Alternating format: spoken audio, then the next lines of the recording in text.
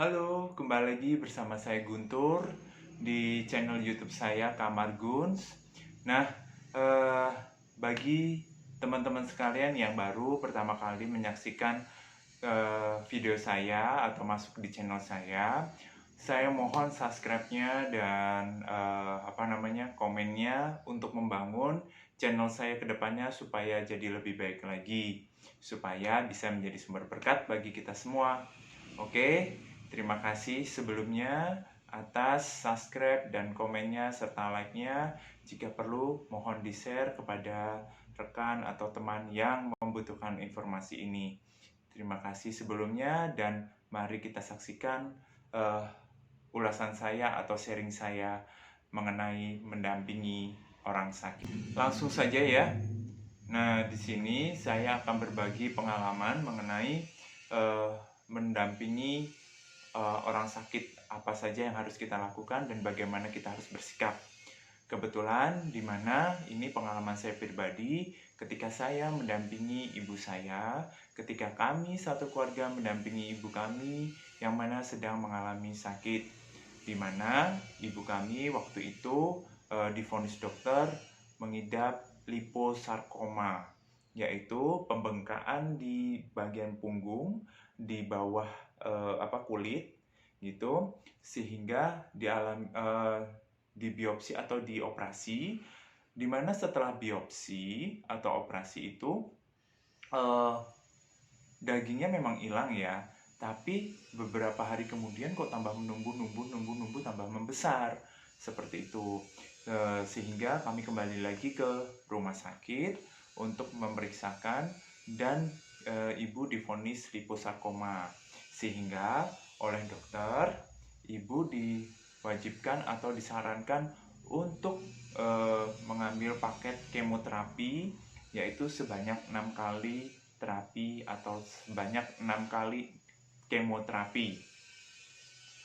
Dimana kita ketahui dengan mendengar kata kemoterapi aja kita sudah shock sekali gitu kan, kita sudah nggak kuat, kita sudah merasa nggak memiliki daya lah untuk menghadapi semua itu gitu kan. Tapi puji Tuhan, kami yakin Tuhan memiliki suatu rencana yang indah di balik itu semua. Nah, berkat keyakinan dan iman kita kepada Tuhan Yang Maha Esa, kita pasrahkan semuanya apa yang terjadi di dalam nama Tuhan, dan kita yakin semua yang terjadi di dalam hidup kita adalah yang terbaik dari Tuhan Yang Maha Esa. Oleh sebab itu, dengan penuh rasa yakin kita pasrahkan semua beban hidup kita kepada Tuhan, dan kita satu keluarga saling menguatkan satu sama lain, adik-adik saya, ibu saya sendiri, keluarga, kita semua saling menguatkan satu sama lain untuk menghadapi ujian ini. Nah, beriring berjalannya waktu, ibu menjalani kemoterapi yang pertama.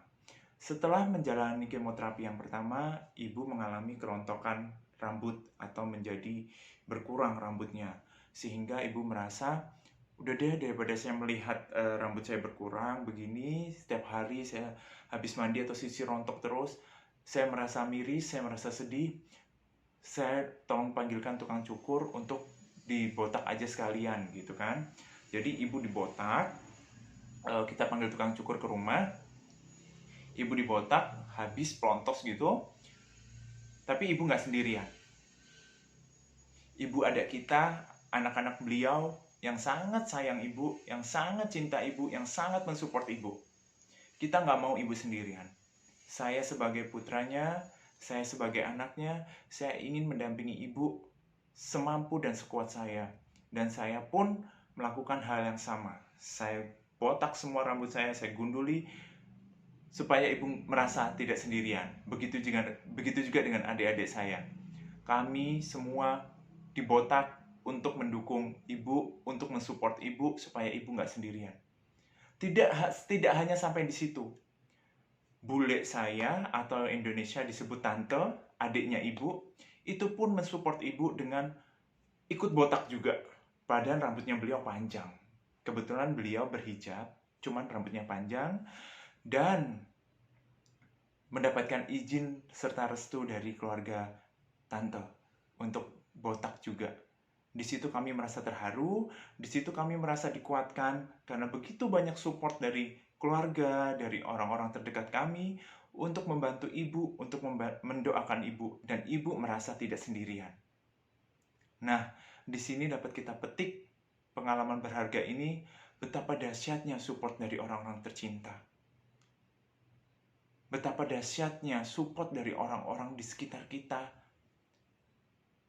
Itu membuat psikologi kita naik, membuat psikologi kita kuat dan tegar. Oleh sebab itu, ibu merasa nggak sendirian. Dan saya merasa sangat terharu ketika saya mendampingi ibu di dalam ruangan kemoterapi. Karena menggunakan BPJS ya, jadi banyak pesertanya di situ. Banyak yang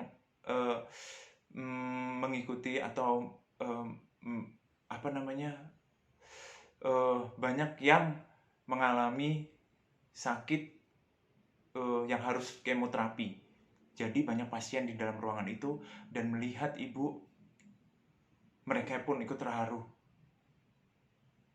Kami nggak menyadari bahwa hal sekecil itu bisa membuat mereka terharu, bisa membuat mereka bangga. Padahal yang kami lakukan adalah hal kecil. Jadi ini suatu pelajaran berharga buat kita semua.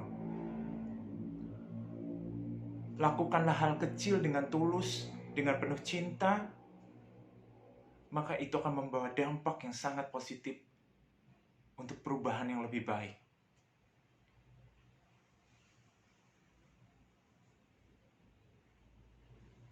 Dengan pendampingan yang tulus, dengan pendampingan yang penuh cinta, penuh kasih sayang kepada ibu, puji Tuhan, Tuhan pulihkan penyakit ibu, Tuhan kuatkan ibu, Tuhan berikan kesempatan bagi ibu untuk tetap merawat kami, untuk tetap mendampingi kami, hingga sampai saat ini. Terima kasih Tuhan,